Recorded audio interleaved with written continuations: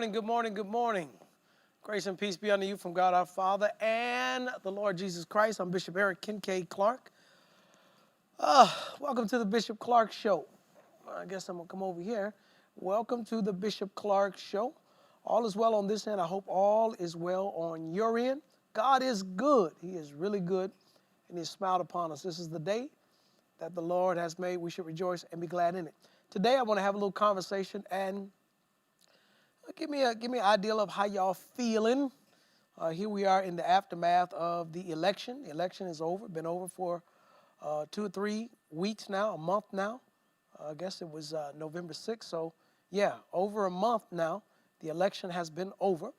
And the American people have chosen a new president and vice president amongst many other Republican and Democratic and independent leaders. What's going on? How do y'all feel? What do y'all think? We've seen the president challenge all of the elections. We have seen 40 lawsuits, most of which have been thrown out. We're seeing recounting of the votes 3 times down in Atlanta, Pennsylvania, or actually Georgia, Pennsylvania, with the same results, Arizona, same results. What are the feelings of the people? What are y'all saying? What are y'all thinking in the aftermath of the election? Now, I need y'all to hit me right here. Let me know what are y'all thoughts, or y'all gonna be looking at me and enjoying my purple sweater today. No, I really want to talk to you today. Give me some comments. What are your thoughts? Congratulations to President-elect Joe Biden and Kamala Harris, going to be inaugurated. I think it's January 20th. New president, new vice president. Our president, Trump, has been very reluctant, even about congratulating President Biden, or, the new president-elect.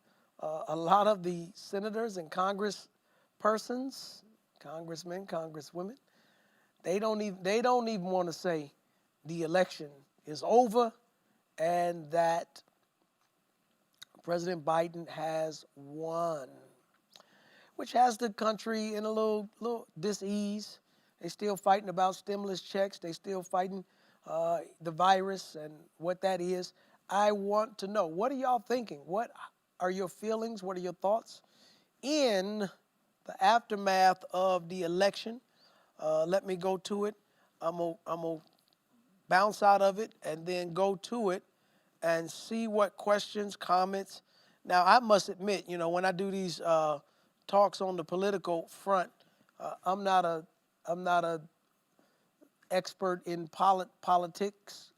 Neither do I follow all of the latest news, but I get bits and pieces, and I certainly have an opinion. I think everybody has an opinion. What are your thoughts? Let me start in, since y'all slow with y'all thoughts. Let me start in with my thoughts. I think that the election was a fair election. I think that the president has every right to challenge the votes, as he has done in 40 different venues or states, counties throughout the country, most of which have been, if not all of them, debunked, thrown out, and even where there were recounts, they further proved that he lost in Georgia, further proved that he lost in Pennsylvania, and so on and so forth. With that, I have not been happy with the fact that he won't concede.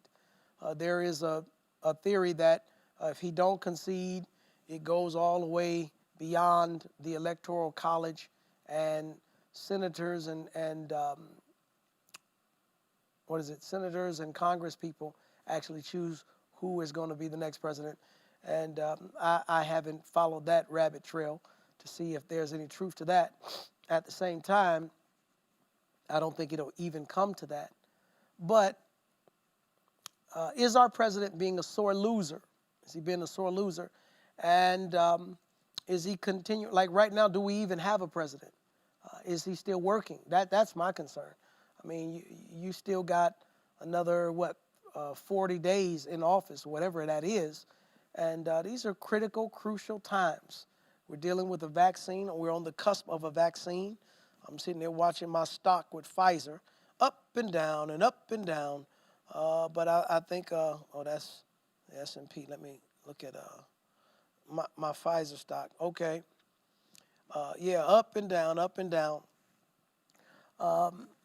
So, we got pandemic in full effect. You got unemployment at all-time high. You got,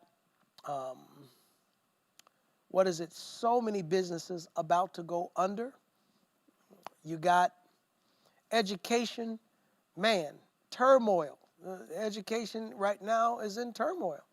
I mean, it's really in a bad way, and we need leadership. We need leadership. So now is not the time to sit back and do nothing as the president. Now's the time to be proactive. Keep working. There's been such a lag time with the new administration being briefed by the former administration. I didn't think that was wise. What do you all think? What are your feelings? Let me go to the Facebook and see if anybody has an idea. Okay, you're watching. My question is today, what are your thoughts in the aftermath of the election? What are your thoughts? Surprisingly, some people don't care. They don't care one way or another. They feel like policies don't trickle down to them. Whatever the tax laws are, they feel like they're not affected. As long as they're working a job, they feel like that's it. We don't care who's in the White House or who is the president, the vice president, and their administration. A lot of people just don't even care. Interesting. But I think that it does make a difference. I think that, the kingdoms of this world are becoming the kingdoms of our Lord and of his Christ. Today, a little political talk. What are your feelings? What are your thoughts about the current state of our nation, the White House, and really, what are your thoughts? What are your thoughts about the election? Do you feel like it was fair? Do you feel like it was rigged? Do you feel like there were inequities? Do you feel like I don't know, there was some cheating going on? Do you feel like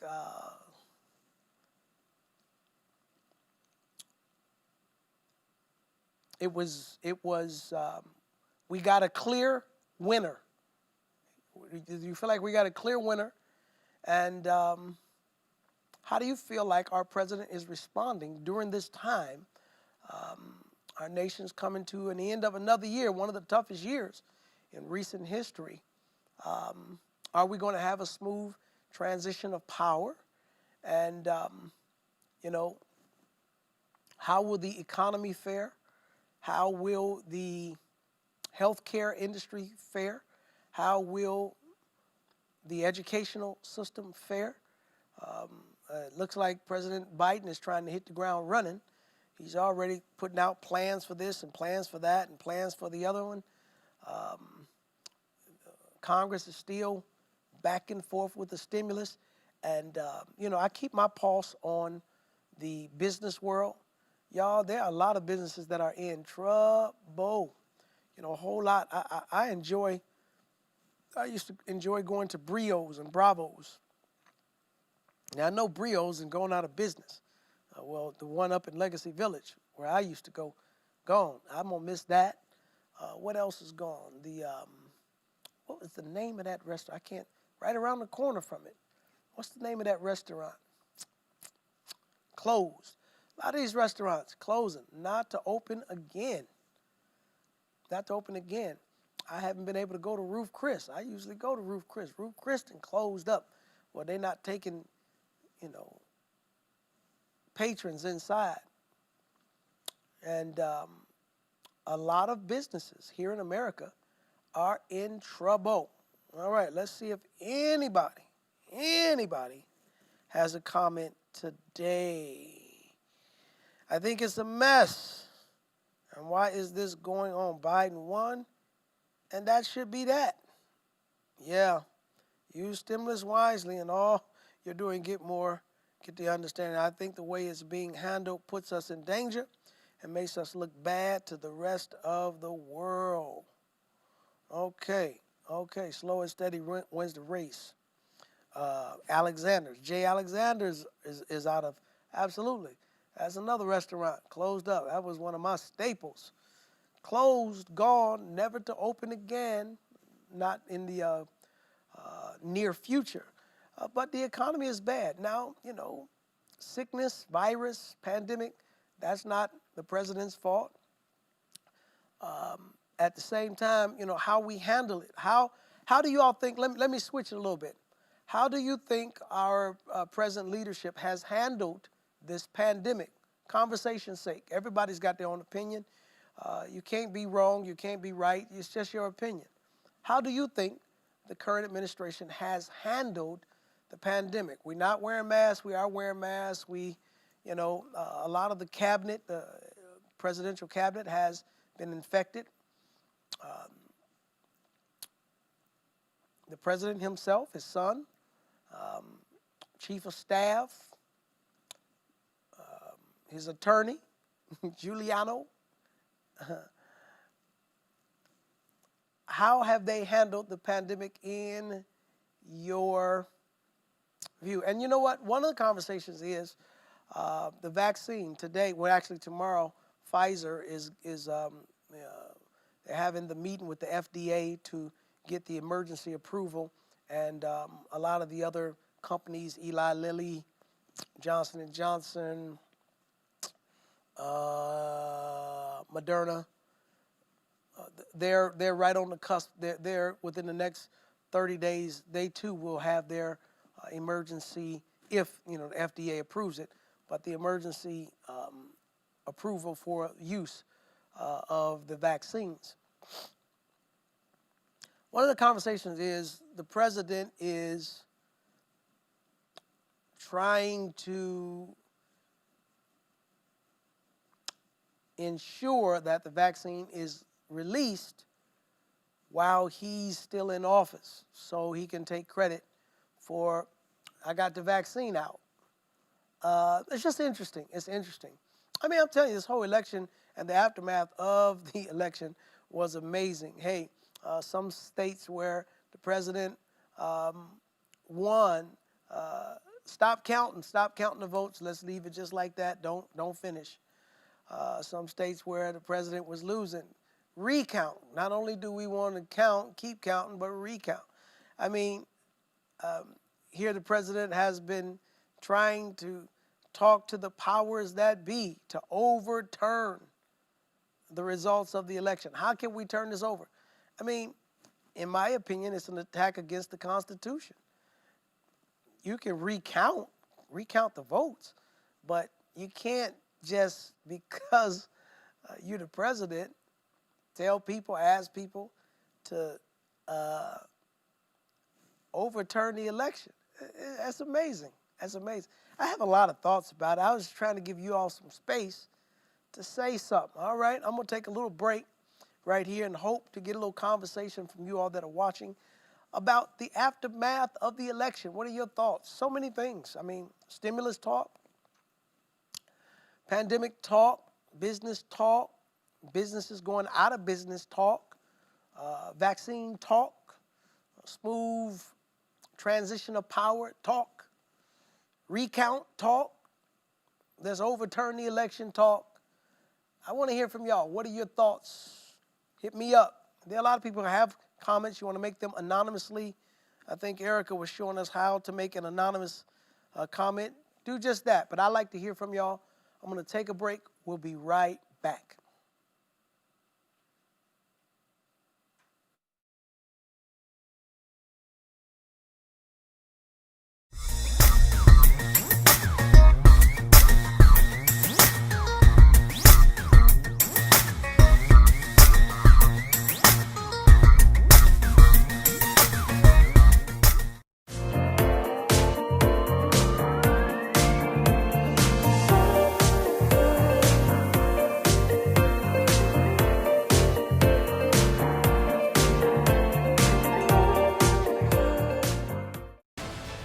Clark's books and messages are available at baca1.org or ekcministries.org. I've got mine. Go get yours.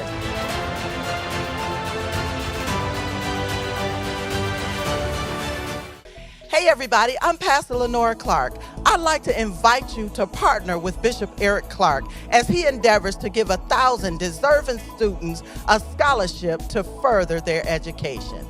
A donation of any size will help us in this endeavor. So begin to sow today.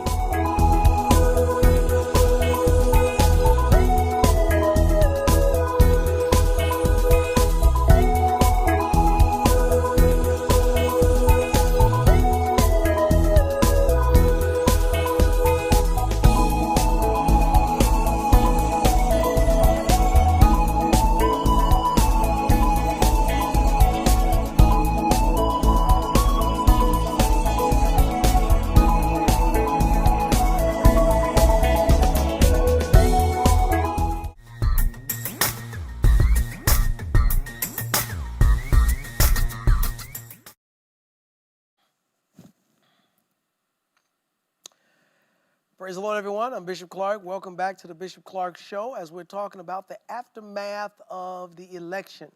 Thank you for your comments, everyone that's commenting. Erica says she thinks that the president's trying to stay out of jail. Let's talk about that a little bit. Okay, pardons. I think there's a big conversation. He wants to pardon all of his family. He wants to give his pardons to his family. He's giving pardon to the guy that went to jail on his behalf, and he's trying to figure out legally, can he pardon himself? Can he give himself a pardon? Some say he's going to jail. Some say, and then there are those that say, no, they're not going to let the president go to jail. You know, they don't want to shame and embarrass the country. I don't know how that's going to play out, but go to jail. You know, you go to jail for committing a crime. What crime did you commit? And then it's got to be proven in the court of law. And, you know, one of the challenges that I have is fairness and equality. Because, in my opinion, there have been some things that he has violated in a criminal way. But because there is bias, he has bullied and he's influenced so much of the political party. They won't even charge him for what he is guilty of. And even now, obstruction of justice relative to the election. I mean, it's interesting.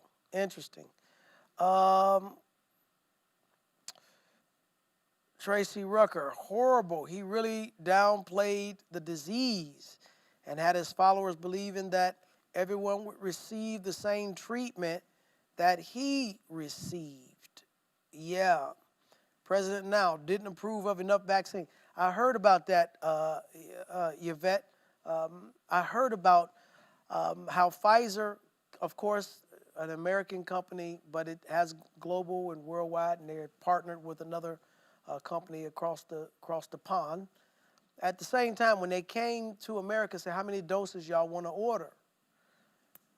The president didn't order enough doses. Like, you know, we need something like, if it's 350 million citizens in America and you need 2 doses per individual, just with that said, that's 700 million doses is what we need. And you know, it takes time to roll it out and all this kind of stuff. I think the order was 100 million doses. And they said, y'all sure y'all don't want no more? You know, you don't want no more.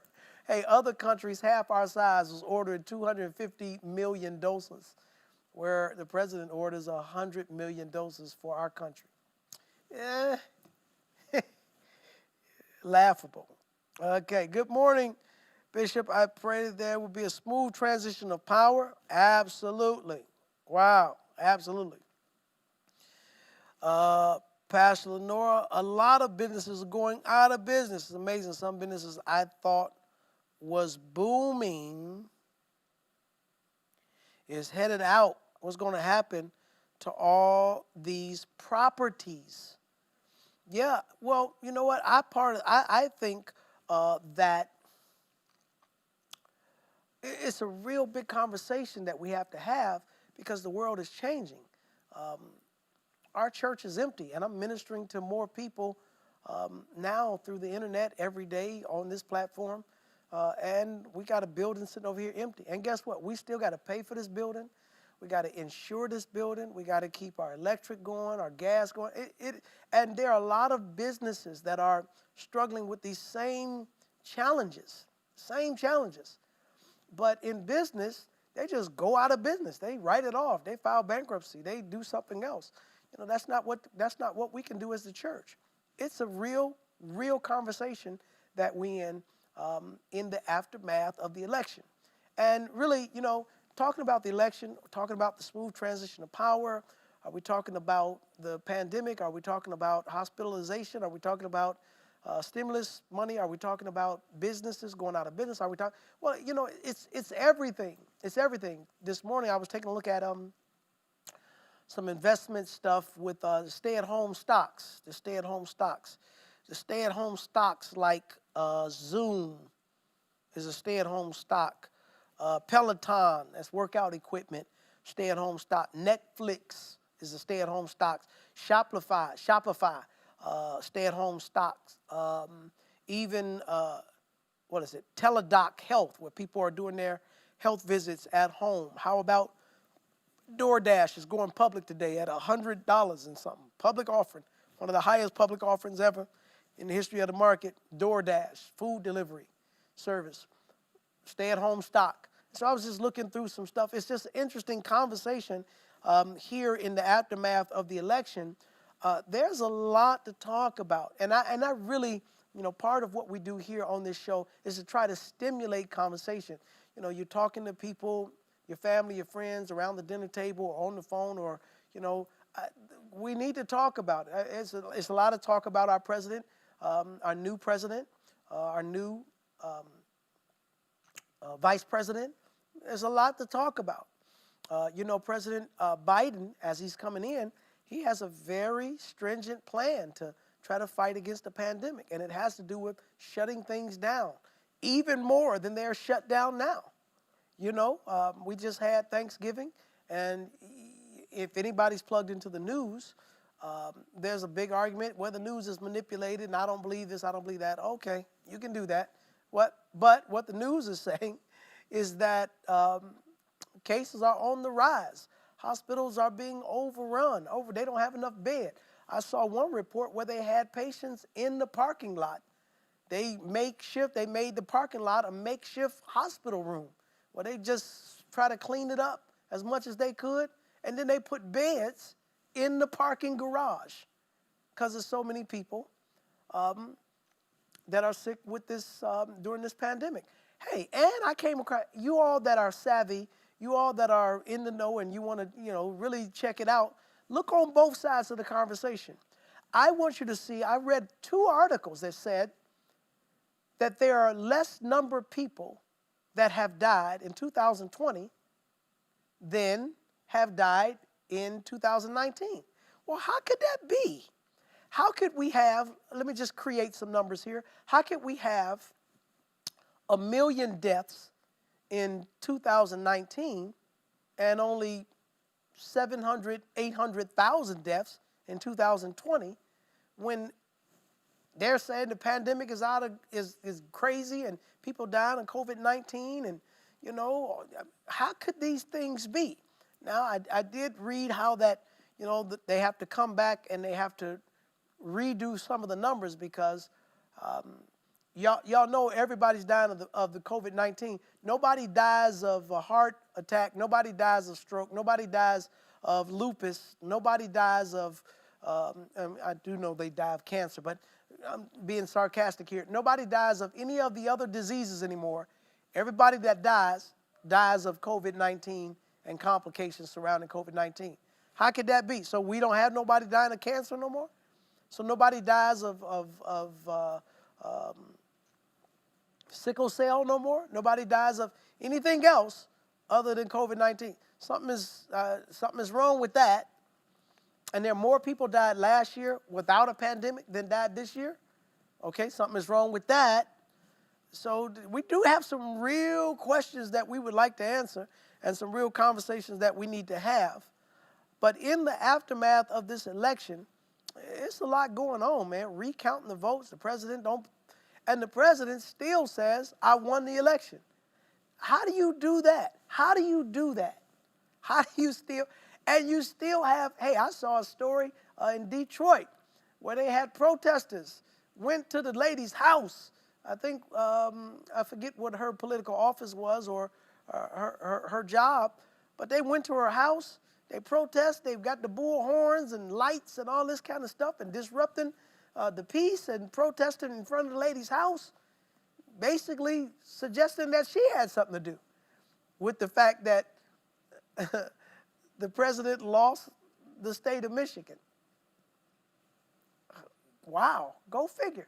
How do you, and then the allegiance and loyalty that the Trumpers have, the people that really are followers and are fans. Let me tell you something. There is a group of people in this country, black and white, Christian and non-Christian. You cannot say nothing negative about President Trump. You better not. You better not. You might get fired. You might lose your job. They'll leave your church. They could be members in your church. They'll leave your church. If you state something that you have as an opinion that you don't agree with our president, bruh, you will lose a friend. It'll be a vehement argument, and there it is.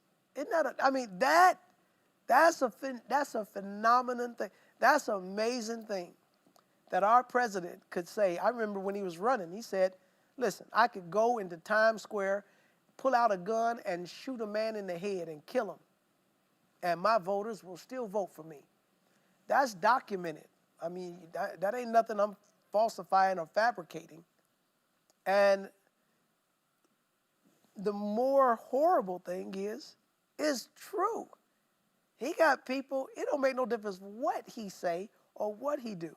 And you got people in this country that are still afraid. I don't know if they're afraid or if they're ignorant. They won't say that President Biden won the election. How? Really? Really? Okay, well, what is that? Are you bullied? Like you afraid?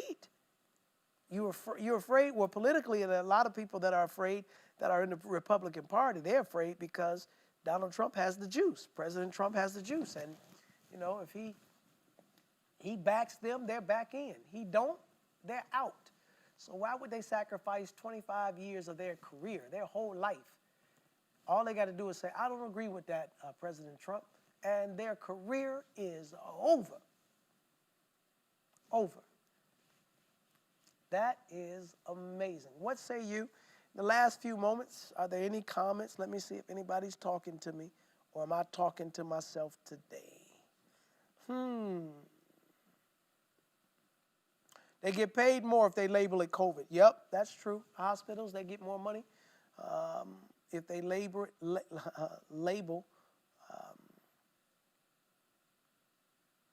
The cult is real. It's a cult. Idolatry. Yeah, I get that. I get that, Rachel. Incredible. But, these are some interesting times that we're living in, and my prayers are with our president, and my prayers are with our new president. My prayers are for the country. My prayers are for righteousness and justice to be carried out on the highest level. If President Trump gets out of office and it's discovered that criminal activity has been done, then let him be judged fairly as other people are judged. I don't think that he or his administration or his family or anybody connected to the White House that have done criminal things should get a pass on any level. I don't believe that. I believe that just at the same time, if he hasn't done anything, then enjoy the rest of your life. Mr. President, this country is going to take care of you for the rest of your life. with that said, what are your thoughts in the aftermath of this election? And thank you for those comments. Y'all came in a little slow on me, but I appreciate the comments. And I am trying my best to make this show more interactive, to get involved with you all. And I can't wait till I get the kind of dollars where I can get a couple of pieces of equipment that could allow me, you all just to call in, and I can just say, caller, you're on the air, and I can hear your voice, and we can get it going like that. That's my vision for the future of the Bishop Clark Show. Thank you for tuning in. Like it, share it. And if you love what we're doing, give, support this work, support this ministry. I want to take the last moment here and invite everyone out to this wonderful apostolic presentation. I'm calling it the Apostolic Address. I am addressing the subject matter of mastering the virtual connection. Mastering the virtual connection for churches, leaders, ministries, for all those that are in business. If you have a vision for your own outreach and you're going to use this virtual platform on the internet, you need to hear this presentation. It is a registration-only presentation for $100. I want you to go and click on the link as you will see it. As a matter of fact, Erica and Brunson is going to have a presentation coming on a little bit later. We're calling that the pre-show, where they're just reaching out to invite everyone to go and register so they can be a part. This Sunday at 5 o'clock, I am going to be addressing mastering the virtual connection. Mastering the virtual connection. You don't want to miss it. You don't want to miss it. Get registered right now so we can have all the information for you. And it's going to not just be a monologue at the end of the presentation. We're taking questions, and live we're going to try to answer some of the questions that will come up, and also the notes that I'll be preaching and ministering from, the outline and stuff that's going to be available, so you can go back, and it's just going to be a great presentation. You do not want to miss it. All right? I'm Bishop Eric Kincaid Clark. Until next time, peace to the family.